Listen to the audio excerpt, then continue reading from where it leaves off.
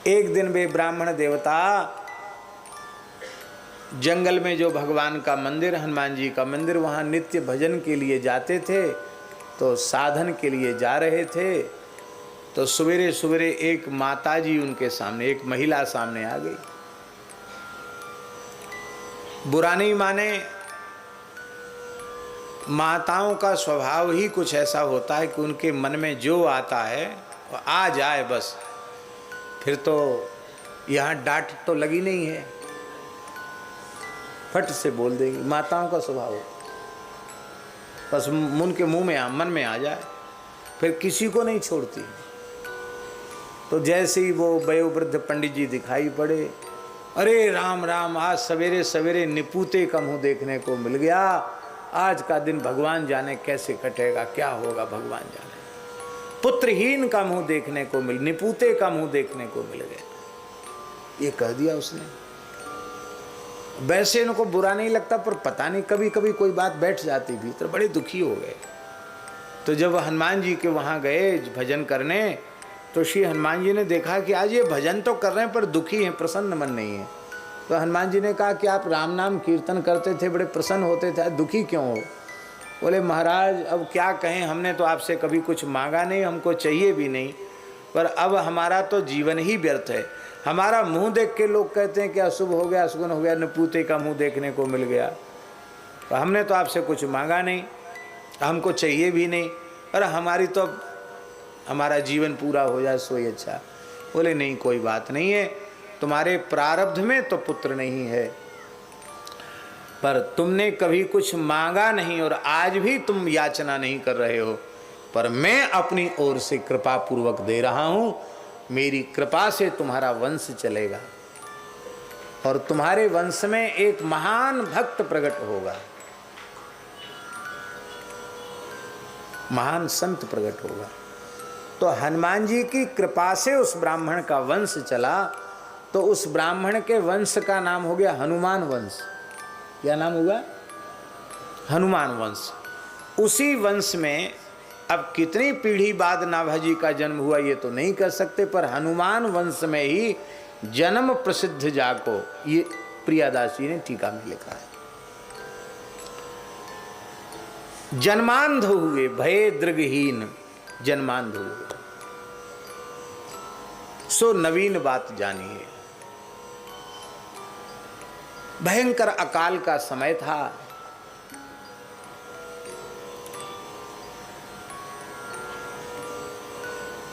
उसी बीच भगवान की लीला है।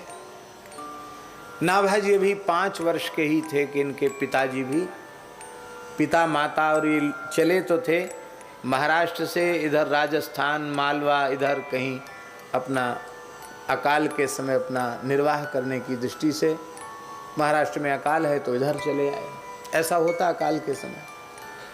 तो पिताजी तो बीच में ही भगवत धाम सिधार गए। माताजी थी, माताजी भी सिधार गई। अकेले नाभाजी बचे, जंगल में बैठे थे और इधर इस क्षेत्र में आ चुके थे। और उसी समय रामानंद संप्रदाय के 2 सिद्ध संत, श्री स्वामी कील देवाचार्य जी महाराज और श्री स्वामी अग्रदेवाचार्य जी महाराज, दोनों गुरु भाई हैं। श्री कृष्णदास पैहारी जी महाराज जिन्होंने गलता गद्दी की स्थापना की, उनके शिष्य श्री कील जी महाराज और श्री अग्रदेव जी महाराज। यहाँ तो राजस्थान में कीलावत अग्रावत हैं, आप लोगों में कुछ कीलावत भी है ना, आप तो कील जी के ही हैं। कोई कील जी के हैं, कोई अग्र जी के हैं, कोई अनुभवानंद जी के, कोई भावानंद जी के। ऐसे यहाँ राजस्थान में वैष्णव समुदाय बहुत है। तो राम जी अग्र जी और श्री स्वामी अग्रदेवाचार्य जी और श्री उनके बड़े गुरु भाई श्री कील देवाचार्य जी महाराज हरिद्वार कुंभ स्नान करके आ रहे थे, योग बल से आ रहे थे, आकाश मार्ग से, सामान्य गति से नहीं आ रहे थे, योग बल से गए थे, योग बल से ही आ रहे थे। उस समय ऐसे संत थे, सिद्ध संत। तो उन्होंने देखा कि जंगल में एक 5 वर्ष का अनाथ बालक बैठा है और बड़ा निर्भय निश्चिंत प्रसन्न। तो कोई संस्कारवान बालक है ऐसा मान करके ना श्री कील देवाचार्य जी और अग्र देवाचार्य जी दोनों बालक के समक्ष प्रकट हुए और बालक से बातचीत करने लगे कि भैया तुम कहाँ से आए हो, तुम्हारा क्या नाम है, कहाँ जाओगे, इस जंगल में तुम्हारा रक्षक कौन है। अब ये तो ब्रह्मा जी का अंशावतार ठहरे, तो सामान्य उत्तर कैसे देंगे। इन्होंने कहा महाराज आपका प्रश्न जो है कि तुम्हारा क्या नाम है तो मैं नहीं बता सकता हूँ, क्योंकि शरीर पंच तत्व के संघात से बना है। तो 5 चीज़ों में से कौन सा नाम मैं अपना बता दूँ। 5 के अवान्तर भेद करने से 25 तत्व हो जाते हैं, तो 25 में से मैं कौन सा अपना नाम बता दूँ। और शरीर में 10 पंच ज्ञानेंद्रिय, पंच कर्मेंद्रिय हैं और 4 अंतरिंद्रिय हैं, इनमें से मैं कौन सा अपना नाम बता दूं। इसलिए मैं नहीं कह सकता हूं कि मैं क्या हूं, कौन हूं, मेरा क्या नाम है। कहाँ से आए हो, बोले जीव अपने संस्कारों के अधीन होकर कहाँ से आते हैं और फिर कहाँ क्या करते हैं, फिर कहाँ जाते हैं। इसको कर्म के रहस्य को सर्वज्ञ परमात्मा के अतिरिक्त कोई नहीं जान सकता है। अब मैं तो बालक हूँ, मैं भला कैसे बताऊँगा।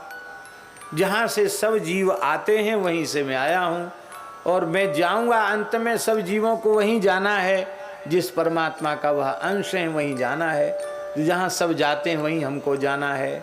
तो तुम्हारा रक्षक कौन है यहाँ, बोले जिसने गर्भ में रक्षा की और गर्भ के बाहर भी 5 वर्ष व्यतीत हो गए जिसने रक्षा की।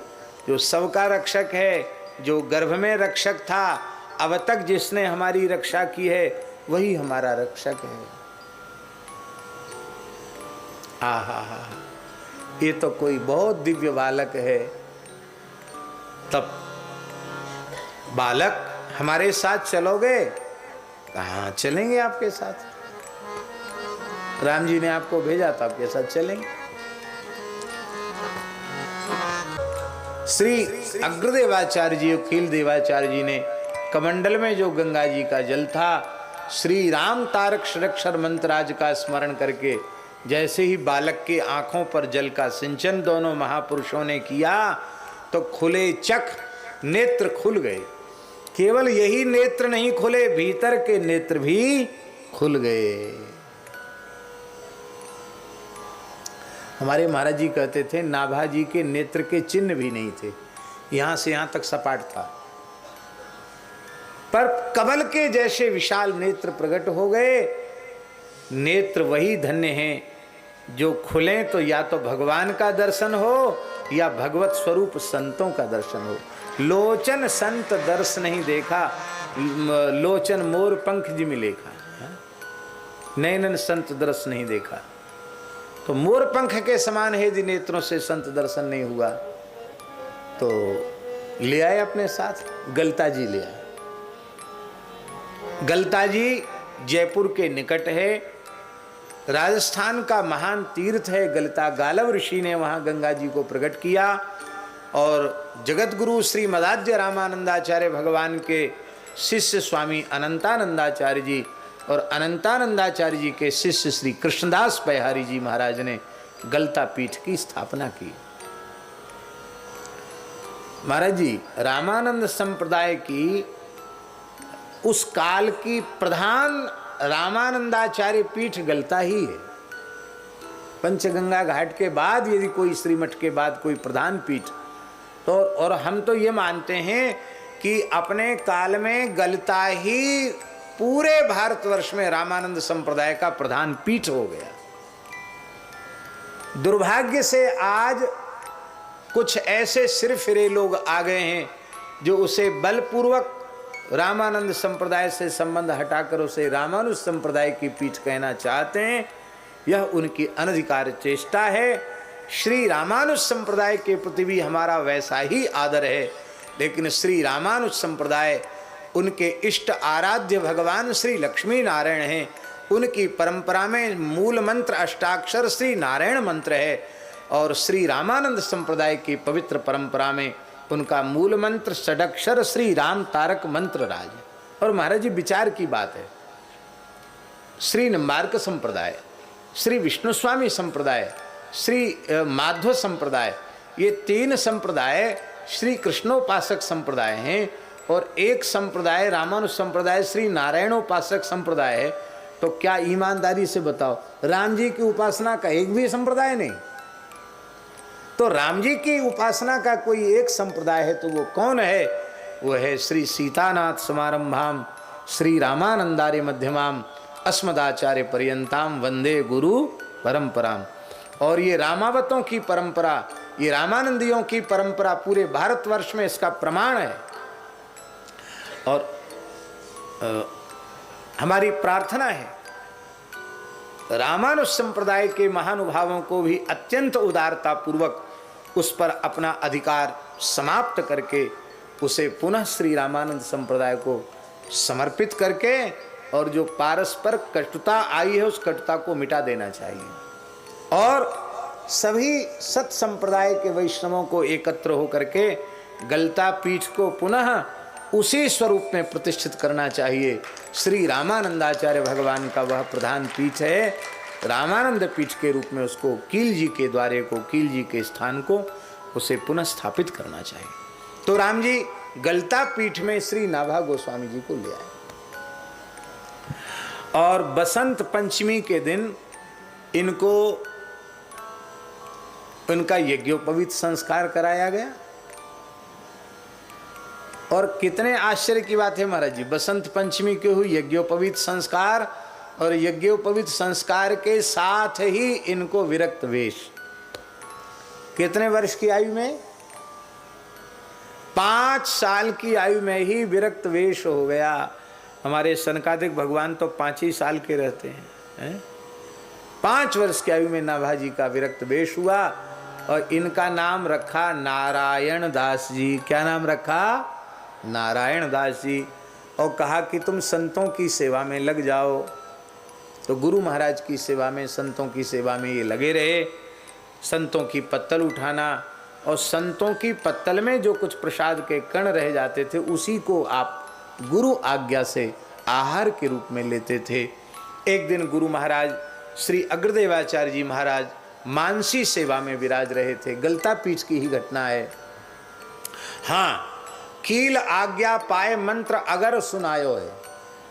कितना प्रेम था पुराने समय संतों में। अग्रदेवाचार्य जी कह रहे थे कील देवाचार्य जी से कि आप बड़े गुरु भाई हो, गद्दी पर आप विराजमान हो, तो आप ही इस बालक को मंत्र दें। बोले हम हैं योगी, हमारी समाधि लग जाती तो 6-6 महीने तक हम समाधि में बैठे रह जाते हैं। तो ये बालक है, बालक की तो शिक्षा के साथ दीक्षा के शिक्षा भी होनी चाहिए, तो इसका ध्यान कौन देगा?